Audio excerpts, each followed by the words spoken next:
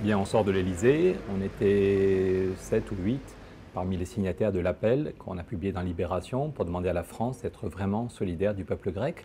On entend beaucoup le FMI en ce moment qui fait pression sur la Grèce pour baisser les retraites, augmenter la TVA, y compris augmenter la TVA sur les médicaments ou sur les produits de première nécessité, ou flexibiliser encore et toujours le marché du travail, comme si ça allait donner de l'argent dans les caisses de l'État.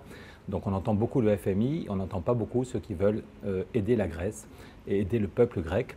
Le peuple grec a fait des efforts considérables depuis 10 ans. Ok, il y a 10 ans, il y a eu des gros problèmes. Les gouvernements ont menti, ce n'est pas le peuple, c'est les gouvernements, avec l'aide de quelques banques, qui ont menti.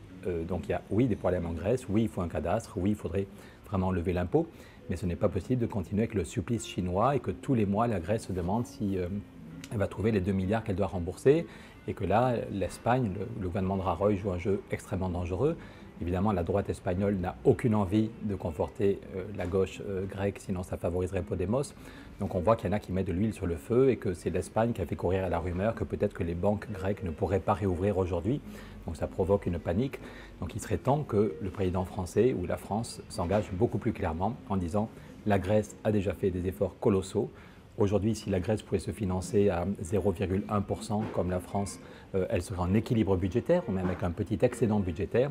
Donc ce n'est pas possible de continuer à asphyxier un peuple qui a déjà fait des efforts. Il faut leur donner une bouffée d'oxygène, il faut leur permettre de rééchelonner un tout petit peu la dette. Et encore une fois, on ne va pas en mourir. Quand l'Allemagne, en 1953, n'arrivait pas à payer sa dette, on a divisé par deux la dette de l'Allemagne. On a divisé par deux la dette de l'Allemagne et personne n'en est mort. Et l'Allemagne n'a pas été mise dehors de l'Union européenne. C'était le début, ça faisait 2 ans qu'il y avait une Union européenne, l'Union charbon et acier.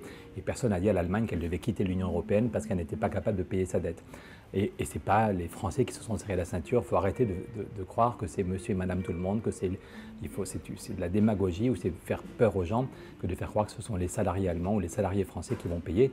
En fait, on va payer s'il y a une crise européenne, on va payer si la Grèce explose, on va payer si la zone euro explose. Là, oui, on va payer dans un monde de plus en plus où les marchés financiers font n'importe quoi, où n'importe quelle étincelle peut faire une explosion. La sortie de la Grèce serait dramatique. Par contre, si on rééchelonne la dette, c'est juste un problème comptable. J'ai donné au président l'article qu'on avait fait il y a 4 ans avec Michel Rocard. Et avec Michel Rocard, on se demandait déjà il y a 4 ans comment se fait-il qu'on trouve tellement d'argent pour les banques et que pour les pays, ce soit 600 fois plus cher. Je leur dis c'est quand même scandaleux que les banques privées se financent auprès de la Banque centrale à 0,1%, que sans aucun contrôle, la Banque centrale met tous les mois 60 milliards sur la table pour les banques privées. Et par contre, quand les marchés financiers exigent de la Grèce des taux d'intérêt 600 fois ou 900 fois plus importants.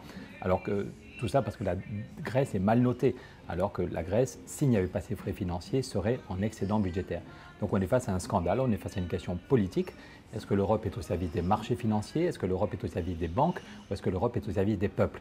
Quand on crée tous les mois 60 milliards, est-ce que c'est toujours 60 milliards pour les banques?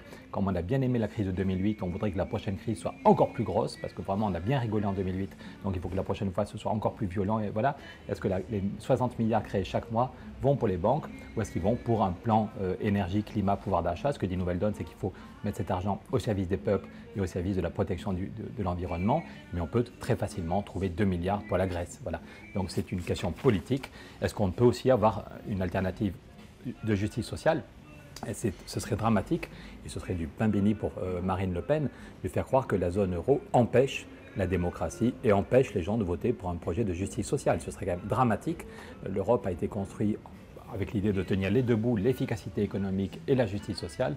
Et ce serait vraiment dramatique de faire croire que l'Europe, c'est uniquement tu baisses les salaires, tu augmentes la TVA sur les médicaments et tu baisses les retraites.